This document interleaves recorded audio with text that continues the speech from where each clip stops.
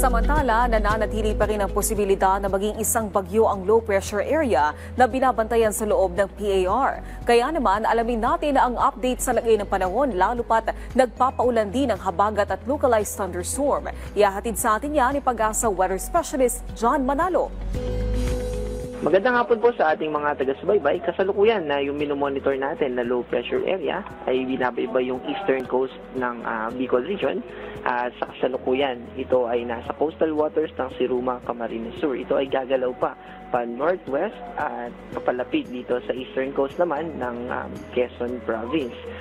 Dahil dito sa low pressure area ay mananatiling maulap yung ating kalangitan at mataas yung tsansa ng mga pag-ulan dito sa Metro Manila, Cagayan Valley Region, Cordillera Administrative Region, Central Luzon, Calabarzon, Bicol Region at Eastern Visayas. Samantala, dahil naman sa epekto ng habagat na nagpe-persist o nakaka-apekto pa rin sa ating bansa, asahan din natin na magiging maulap at mataas yung tsansa ng mga pag-ulan dito sa Mimaropa, Zamboanga Peninsula, Farm, Northern Mindanao, at natitirang bahagi ng Visayas. Samantala, dun sa mga hindi natin binanggit, yung mga lugar kung saan halimbawa yung sa southern part ng Mindanao, saan natin na magiging maaliwalas ang ating panahon at andun pa rin yung tsansa ng mga localized thunderstorms.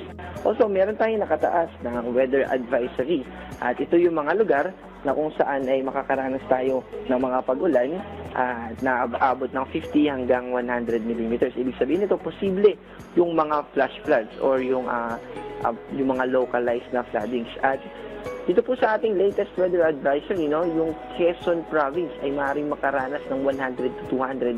Ito po ay widespread na floodings naman. At yung 50 to 100 ay dito yan sa Cagayan, Isabela, Aurora, Nueva Ecija, Bulacan, Laguna, Rizal, Camarines Norte, Camarines Sur.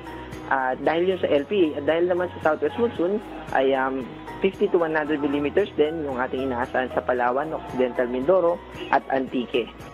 Sa mga factors na nakakaapekto sa paggalaw at characteristic nitong low pressure area ay yung interaction niya sa kalupaan. The more na naging interaction sa kalupaan ay nababawasan yung enerhiya niya para mas mag-develop pa sa mas malakas na uri o mas mag-develop pa na maging ganap na bagyo.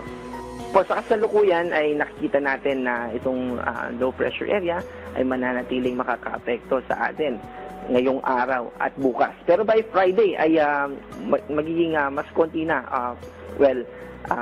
Dito sa ating analysis ay magiging wala ng epekto itong low pressure area na minomonitor natin ngayon.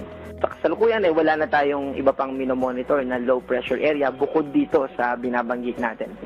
By Friday, dahil mawawala na yung epekto nitong low pressure na minomonitor natin ngayon, ay mas makakaramdam tayo ng improved weather condition. Ibig sabihin, ay mababawasan yung mga pag-ulan na posibleng magdulot ng mga pagbaha at pagguho ng lupa. At ito po ang ating update patungkol sa ating mga dams.